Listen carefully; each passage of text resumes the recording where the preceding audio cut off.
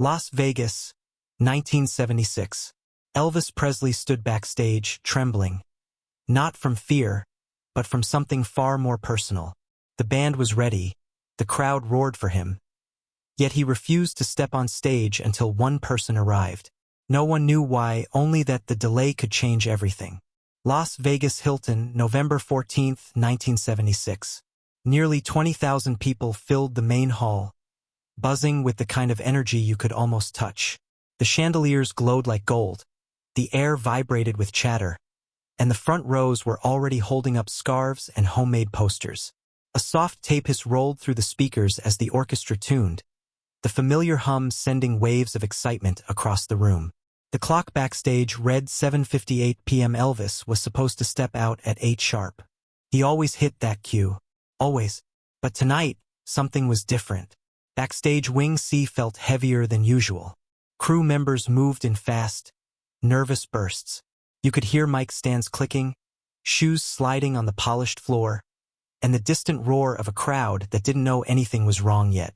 Tour manager Joe Esposito adjusted his earpiece, trying to hide the tension in his voice as he checked in with the lighting booth. The crowd expected the king. Instead, the minutes stretched. Fans could feel something shifting. A woman in row 3 whispered, "He's late. He's never late." Another fan clutched a ticket stub so tightly it bent in her hand. People had flown in from Los Angeles, Phoenix, even as far as Chicago, chasing one night with their hero. For them, this wasn't a concert. It was a memory waiting to happen.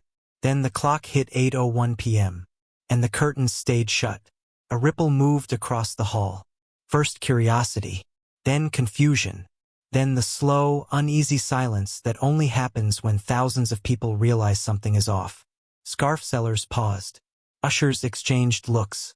Even the musicians on stage stopped pretending to tune and started quietly talking among themselves. The spotlight operator, a woman named Marla Jennings, leaned forward in her booth. She whispered, "Where is he?" But no one answered. Backstage, Elvis stood alone. He wore a deep peacock blue jumpsuit, brighter than anything else in the room. But he didn't look like the star who had sold out arenas since the 1950s. He looked like a man wrestling with something no one else could see. He kept touching a small leather bracelet on his wrist, the one with worn beads and a frayed string. Lisa Marie had made it for him years ago, and he never walked on stage without it. Tonight, he held it tighter than usual. The hallway lights flickered once. A stagehand dropped a clipboard. Someone whispered a nervous laugh. Every moment felt stretched thin, like the whole backstage world was holding its breath. What would you think if you were waiting in that audience? Would you blame the star? Or wonder what kind of storm he was facing behind the curtain? The orchestra tried to lift the mood with a soft warm-up chord. It didn't help. The crowd, once glowing with excitement, started to dim. Parents quieted children. Friends exchanged uneasy glances. Someone shouted, "Come on, Elvis!" But even that felt unsure, like a joke told at the wrong time. The energy shifted again. A man in row 12 muttered, "I heard he's not feeling good." A woman next to him shook her head. "No, something else is going on." And she was right, because at 8:07 p.m., backstage radios crackled. Joe Esposito's voice cut through the static as he tried to stay calm, but even he could hear it, the subtle panic in his own tone. The crew leaned in, waiting for answers. Still no Elvis. Still no movement on stage. Still no explanation. The hall grew quieter. The whispers became threads of worry weaving through the seats. A few fans stood, trying to catch a glimpse of the wings. Security blocked them gently, but the unease lingered. Then, finally, the cheers began to fade into whispers. Backstage, Wing C felt like a pressure cooker. Radios hissed. Crew members moved in tight circles. You could hear the rumble of 20,000 people growing restless through the walls, like waves hitting a coastline. Joe Esposito pushed past two sound techs, his face pale under the harsh fluorescent light. He wasn't just worried about the delay. He was worried about Elvis. Joe found him standing near a rack of jumpsuits, staring at nothing, gripping that worn leather bracelet so tightly his knuckles went white. Elvis's breathing was uneven, And for a man who usually glided backstage with calm confidence, the difference was impossible to miss. Joe said softly. They're waiting. We gotta move. Elvis didn't blink. Didn't turn. He just spoke one sentence. Quiet but sharp enough to cut through the noise around him. Lisa's not here yet. Joe froze. She's coming, Elvis. Traffic's bad, but I'm not going out there without her. The words hit the air like a shockwave. A stagehand who overheard them actually stopped walking.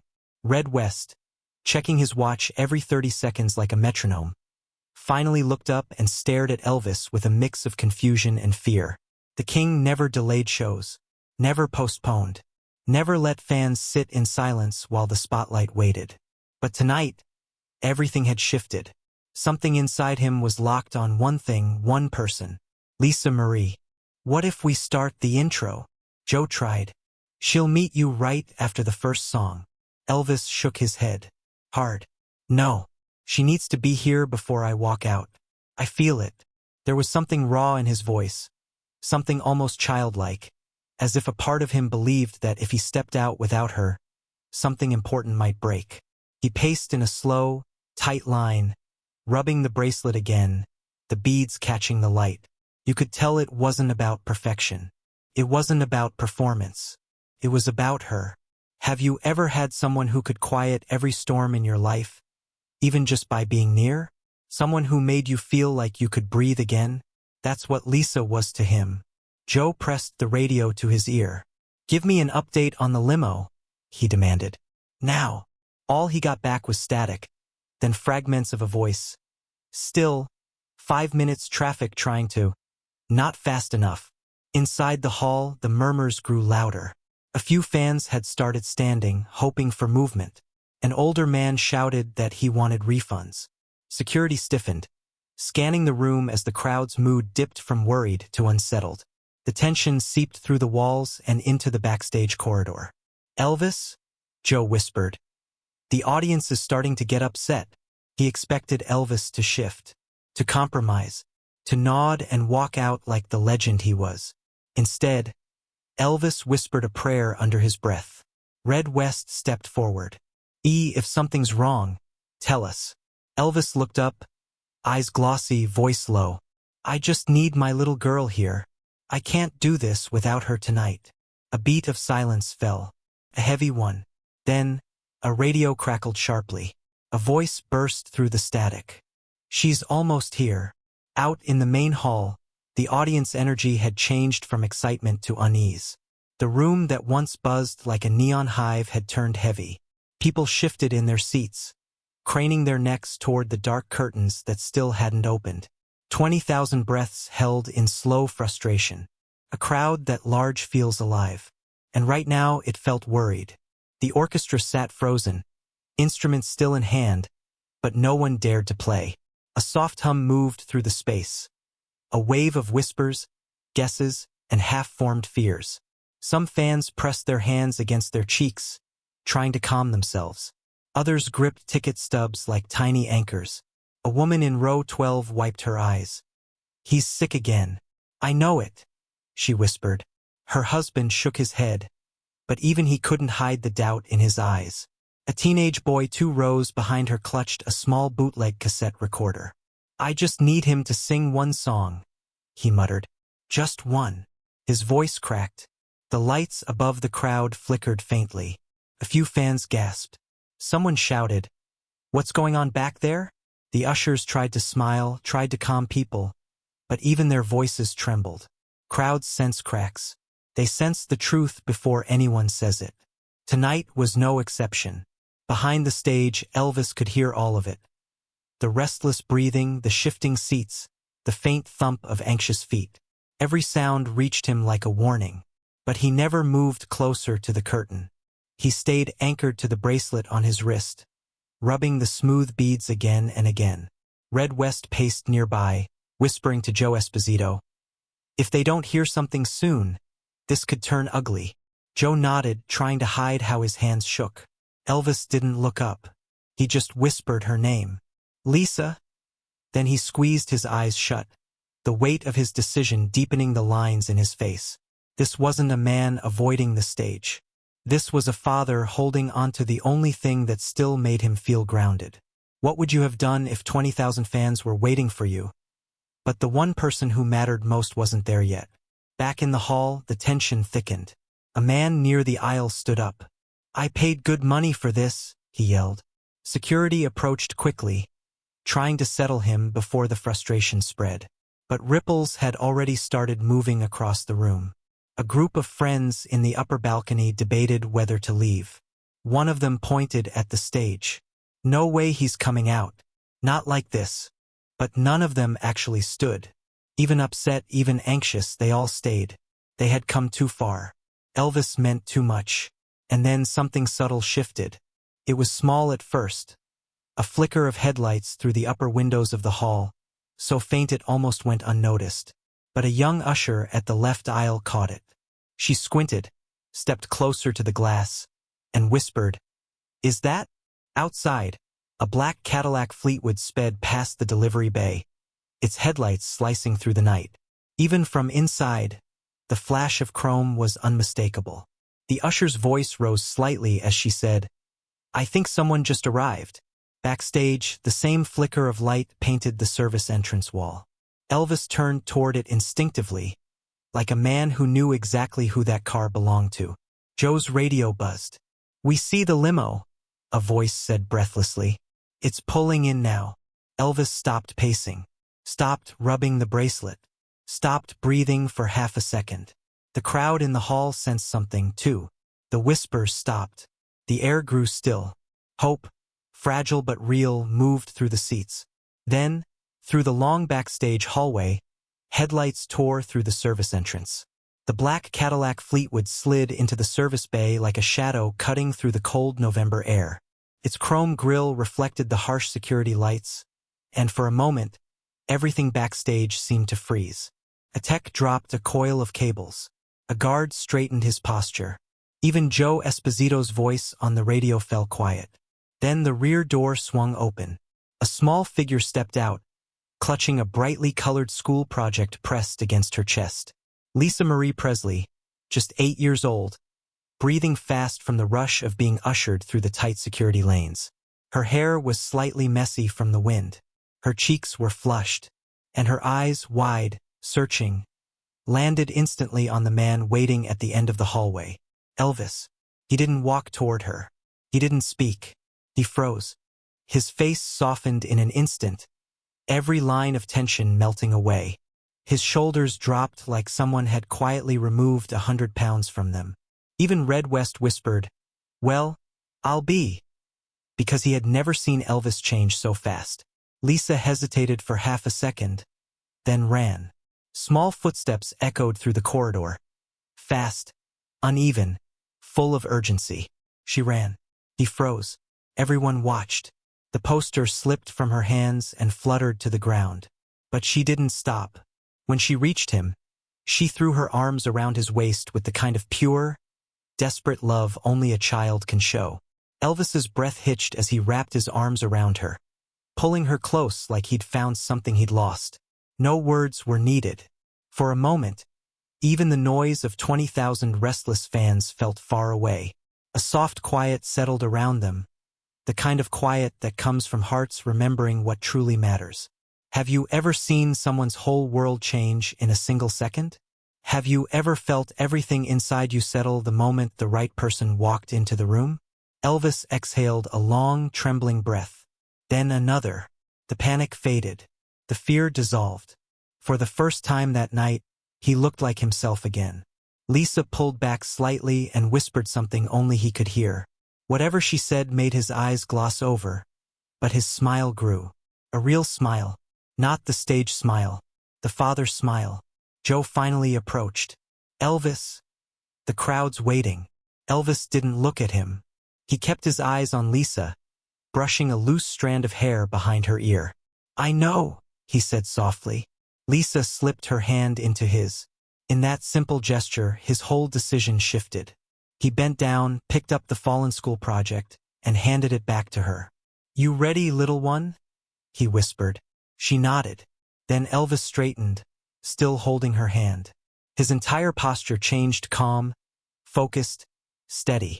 The kind of steady that comes from love, not expectation. He took one step toward the stage entrance. Joe blinked. Wait, you're bringing her with you? Elvis didn't stop walking. He didn't look back. He simply said, "She goes wherever I go tonight." And the hallway fell silent. The backstage corridor stretched out before them like a tunnel leading to another world. Elvis held Lisa's hand gently, but with a firmness that said he wasn't letting go. Not tonight. She walked close to him, her school project tucked under her arm, still bent at the corner where it had fallen. Every crew member they passed froze, unsure whether to bow their heads, salute, or simply stay out of the way. Joe Esposito hurried alongside them. "Elvis, we should prep the intro. Give the crowd a warning or something." Elvis shook his head. "No warnings," he said softly. "We walk out together." The closer they got to the stage entrance, the louder the crowd's murmurs became. You could feel the confusion vibrating through the floorboards. 20,000 hearts, all beating in an uneven rhythm of hope, frustration, and fear. A scattered chant attempted to rise, "Elvis! Elvis!" But even that sounded tired and unsure. Lisa squeezed his hand. "Daddy, are they mad?" Elvis knelt down just long enough to look her in the eyes. "They're waiting," he whispered. "And when people wait a long time, they get loud. But they still love you." He touched her cheek with a thumb. "And they still love me." He stood, straightened his peacock blue jumpsuit, and nodded to the curtain operator. "Open it." The curtains pulled back. What followed was a silence that didn't seem possible in a room that size. 20,000 voices vanished at once. The sudden stillness felt like the breath before a miracle. Because it wasn't just Elvis walking on stage. It was Elvis and his daughter. Lisa stepped half a pace behind him, shy but brave, her tiny hand gripping his. The spotlight unfurled across the two of them like a warm wave. In the front row, a woman covered her mouth. A man in the balcony whispered, "No way." A child sitting on his father's shoulders gasped, "That's his little girl." The crowd didn't cheer. Not at first. They just absorbed the moment, trying to understand what they were seeing. Then someone clapped. Then someone else. And then the room erupted. A tidal roar rose from every direction, rolling toward the stage like a warm storm. Elvis closed his eyes for a second. He let the sound wash over him. But this time, he wasn't drawing confidence from fame. He was drawing it from her. He stepped to the mic, crackled softly. "Thank y'all for waiting," he said with a gentle smile, his voice carrying the weight of everything he'd felt tonight. "My little girl needed to see this one." Lisa stood close, half hiding behind his leg. The orchestra conductor raised his arms slowly, eyes locked on Elvis for the cue. Elvis nodded. The first notes of "Love Me Tender" drifted into the air, soft, warm, floating like a lullaby over the entire hall. People swayed. Some cried. Others held hands. The energy changed from frustration to awe. Lisa mouthed the lyrics, her eyes shining. And the crowd listened like they were hearing that song for the first time. What happened after that moment would become Presley folklore. Long after the final note of "Love Me Tender" drifted into the rafters, people remained seated, stunned. It was the kind of moment that glued itself to memory. The kind of moment people would whisper about for years. When Elvis carried Lisa off stage, still holding her tiny hand, the hall erupted once more. This time not with wild cheering, but with something softer, something warmer, a long, rolling wave of respect. And yet, the moment didn't end there. Fans lingered outside the Las Vegas Hilton until nearly midnight. Some held their ticket stubs up to the streetlights just to see them glow. Others cried quietly, unsure why the night felt so sacred. A man in a denim jacket said, "I'll tell my kids I was there." A woman whispered. He waited for her. The king waited for his little girl. Inside the Hilton, backstage hallways buzzed with a strange mix of exhaustion and awe. Crew members moved more slowly, as if they didn't want to break the spell. Red West kept shaking his head, muttering, "Never seen anything like that. Never." Joe Esposito walked around smiling without meaning to, replaying the image of Elvis singing with his daughter on stage. Lisa was still glued to Elvis's side, holding his bracelet-worn wrist with both hands. Every few minutes, she looked up at him with a proud little smile. Elvis returned it every time. No fans saw that part. No cameras caught it. But the crew did. They'd swear, years later, that something in Elvis shifted that night.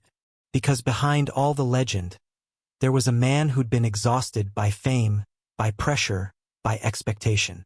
And there, in the glow of stage lights and her small hand, he found something he had lost: steadiness. Have you ever had a moment that quietly rewired your heart? As the audience cleared out, small relics were left behind: scarves, Polaroids, handmade signs. One usher found a scuffed cassette tape labeled Hilton 76. Hope he sings Love Me Tender. Another found a tiny notebook dropped under a seat with a single line written on the first page: I saw Elvis wait for love. Word of the performance spread long after the concert ended. Hilton staff couldn't stop talking about it. A young employee named Marla Jennings wrote a memo describing how the room felt holy for a minute. People copied it, passed it around, pinned it in break rooms. It became a small legend inside the building. Years later, when renovations were made, the staff convinced management to place a small plaque near the backstage corridor. It read, "The night the king waited, November 14th, 1976. Fans visiting the Hilton would run their fingers across the engraved letters, imagining the sound of that night. The hush before the curtain opened, the tender notes of the song, the sight of the king holding his daughter's hand. Some claimed you could still feel the warmth of that moment in the hallway air." Behind the scenes, Elvis saved Lisa's school project from the night. He kept it, framed it, hung it in a private hallway at Graceland. Almost no one knew, not until years later. But there was one final message he left behind. Years passed, but the memory of that night never faded. People kept retelling it like a warm, glowing story passed around a campfire, changing slightly in each retelling, but never losing its heart. The night Elvis waited. The night he brought his daughter on stage. The night the king showed he was human. Different names, same feeling. At Graceland, tucked away in a quiet hallway far from the public tours, hung a framed school project from 1976. The illustrated poster Lisa dropped the moment she ran to him. Only a few family friends ever saw it. Most had no idea it even existed. But the fact that he kept it, protected it, and never moved it said more about Elvis than any record sale or award ever could. A father's heart remembers differently. After Elvis passed, more pieces of that night surfaced like little treasures rising to the top of a riverbed. A fan sent in a photo she'd taken right as the curtains opened. Elvis holding Lisa's hand, both of them washed in warm white light. Another sent a grainy bootleg recording of the first minute of Love Me Tender, with someone whispering, "He's got his little girl with him." But the most powerful discovery came from something smaller, something quieter, a diary. It belonged to a longtime Hilton employee named Maria. After her passing, her family found the old notebook wedged behind a dresser. On one page, dated November 14th, 1976, she had written, "He wasn't late because he was weak. He waited because he was strong enough to love publicly." On the line below, she added, "Power isn't in applause. Power is choosing your heart first." People who read it said the words felt like Elvis himself had written them, because in a way he had lived them. Have you ever witnessed a moment so pure it changed the way you saw a person forever? Something that made you rethink what strength really means? For millions, that night became that moment. Years later, when Lisa grew older, she spoke softly about her father in interviews. She rarely mentioned that concert. But when she did, she called it the night he needed me more than the world needed him. And when she said it, her voice always cracked a little. It's easy to imagine legends as giants, untouchable, unshakable, built from a different material than the rest of us. But Elvis wasn't made of stage lights or spotlight glow. He was made of the same fragile pieces we all carry: fear, love, doubt, hope, devotion. And on that night, those pieces lined up in a way that revealed the truth. He wasn't resisting the stage. He was protecting something sacred, and the world got to witness it. As decades passed, fans continued visiting the Las Vegas Hilton, some out of nostalgia, some searching for a trace of that magic. They walked the hallway backstage where the plaque still hangs. They took photos. They whispered the story to their children. And every so often, someone would rest their hand on the cool metal surface and feel a strange warmth, like the echo of a father lifting his daughter close. The night Elvis waited changed more than a show. It changed what people remembered about him. It changed what they believed about love. It changed what they thought strength looked like. Because when the world demanded a king, he chose to be a father. And maybe, just maybe, that's the real legacy he left behind. If the story touched you, share it with someone who still believes legends are larger than life. Remind them that sometimes the greatest moments come from the quietest choices. And if you were ever at an Elvis show, or know someone who was, tell us your memory. Stories like these deserve to live on,